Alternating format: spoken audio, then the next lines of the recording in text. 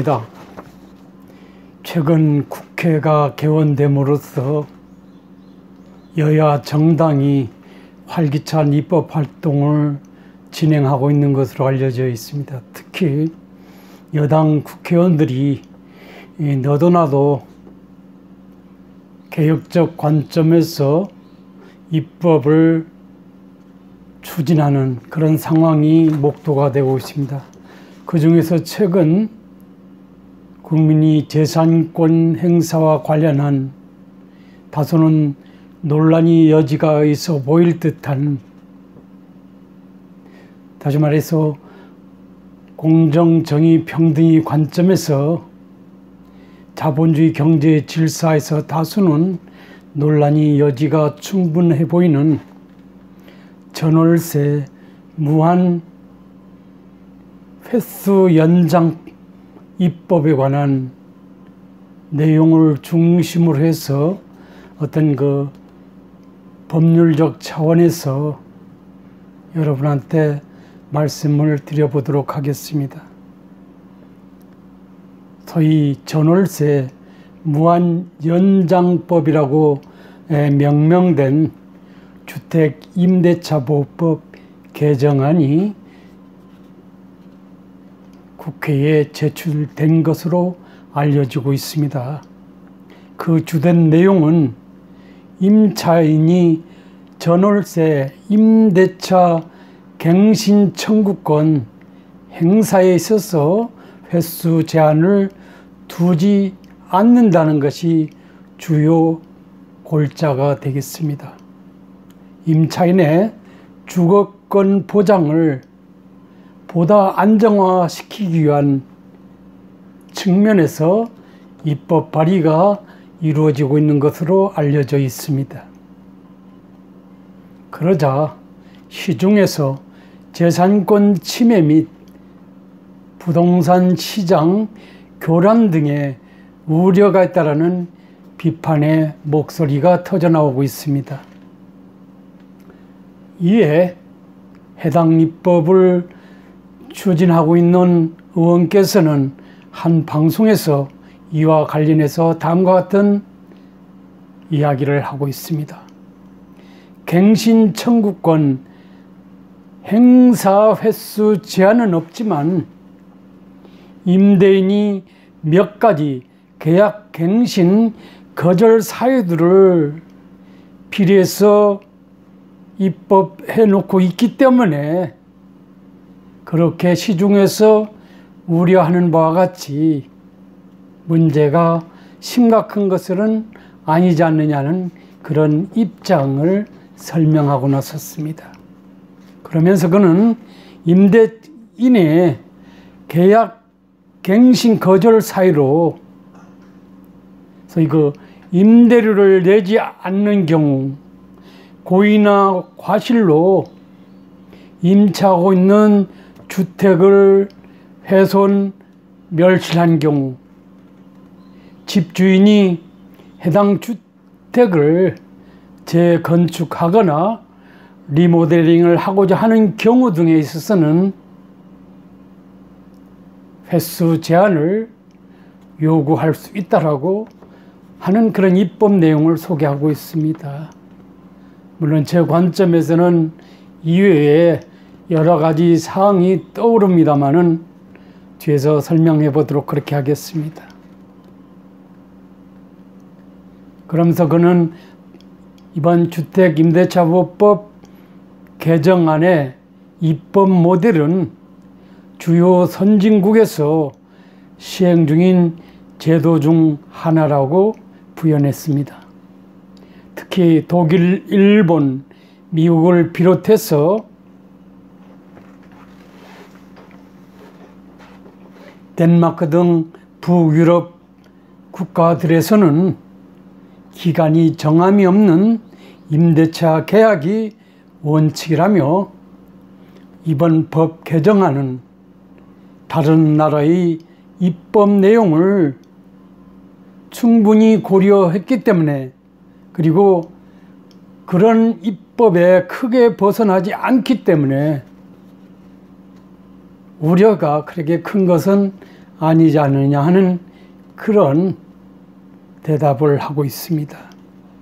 특히 이 법안이 국회에서 통과될 시에 전월세 가격이 상승해서 오히려 시장 교란이 발생할 것이 아니냐라는 우려에 대해서는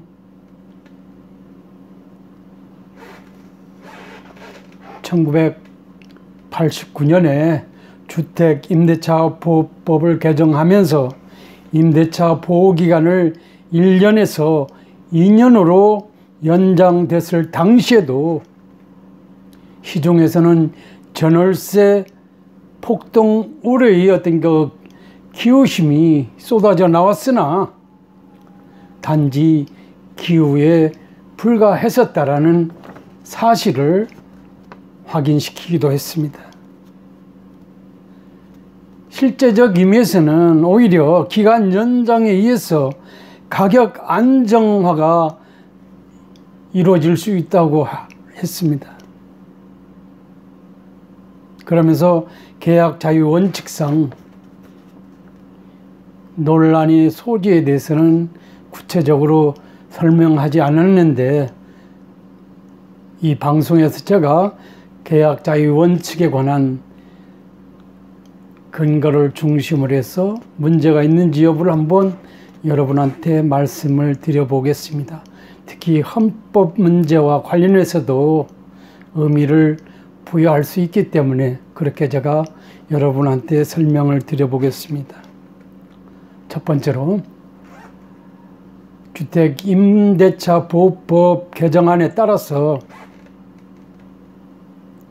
임대인, 임차인 당중 일방이 자유롭게 선택한 상대방과 각자의 의사에 따라 횟수의 무제한을 자유롭게 합의하는 경우에 있어서는 그런 합의를 존중해서, 그리고 그에 따른 법적 구속력을 인정할 수밖에 없기 때문에 이 경우는 갱신 계약 횟수 제한은 특별한 문제가 없으리라고 생각이 됩니다.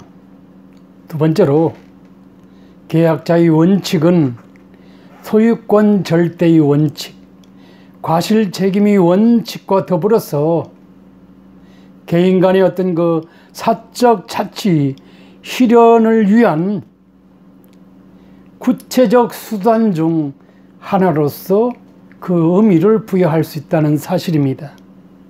이 경우 개정 주택 임대차 보호법상 임차인이 임대차 계약 갱신 청구권을 무제한으로 행사할 수 있도록 법적으로 보장하는 것이 공공필요성에 의한 임대인이 재산권 행사 내지 소유권 행사의 어떤 그 과도한 제한을 초래할 수도 있지 않느냐 하는 점에서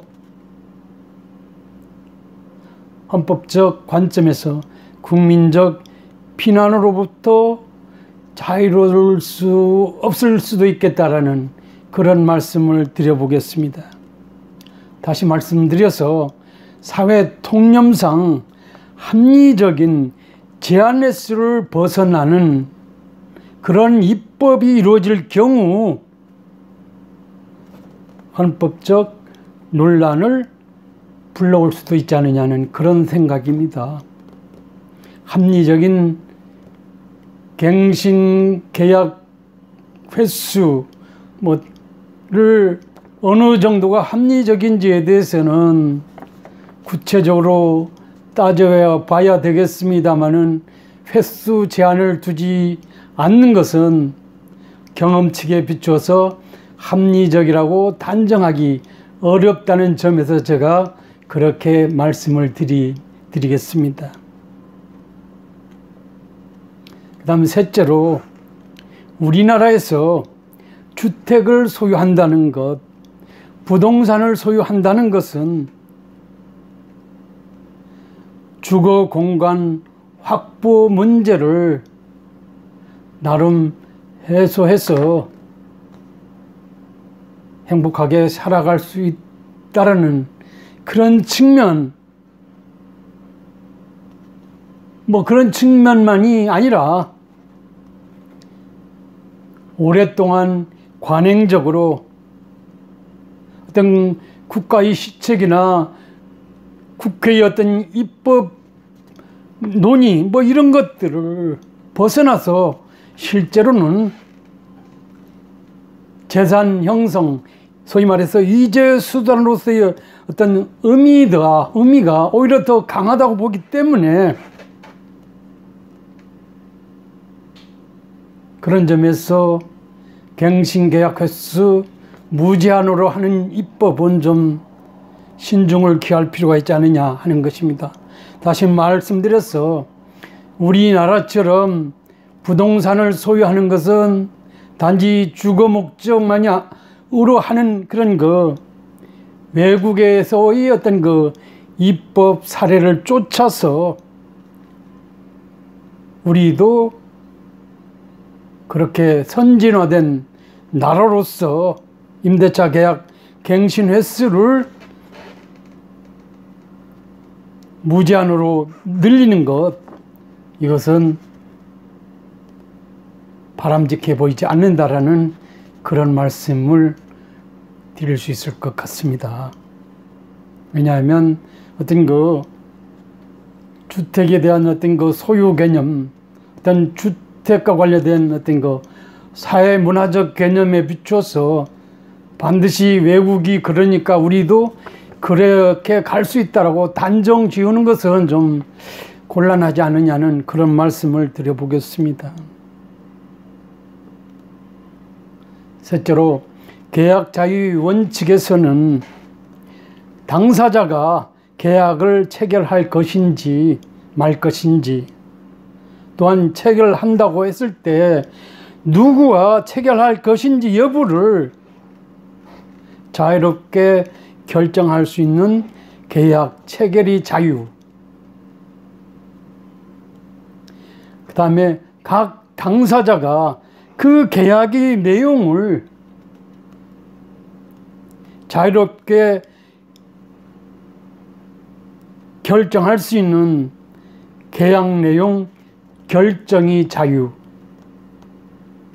그 다음에 각 당사자들이 계약 체결하는 경우 방식을 자유롭게 선택해 할 수 있는 이런 자유들을 계약 자유 원칙이 주된 내용으로 하고 있다는 것입니다. 특히 이 계약 자유 원칙과 관련해서 임대차 계약 갱신 횟수의 제한 또는 무제한으로 결정하는 것은 계약 체결이 자유에 있어서 중요한 내용이라는 점에서 당사자의 의사가 우선 고려될 필요가 있지 않느냐, 그런 점에서 법으로 과도하게 강제해서 무제한으로 하라고 하는 것은 합리적인 자본주의 경제 질서에서는 바람직하지 않아 보인다는 점을 여러분한테 말씀드릴 수 있을 것 같습니다. 생각한데 앞으로 국회가 경제적 약자 보호 차원에서 일방의 어떤 권한 남용을 막고 소위 소유권자로서 있는 채, 그래서 약자인 임차인을 막무가내로 대하는 그런 경우라든지, 그 다음에 계약의 공정성을 해하는 경우가 있을 수 있는데, 그런 것을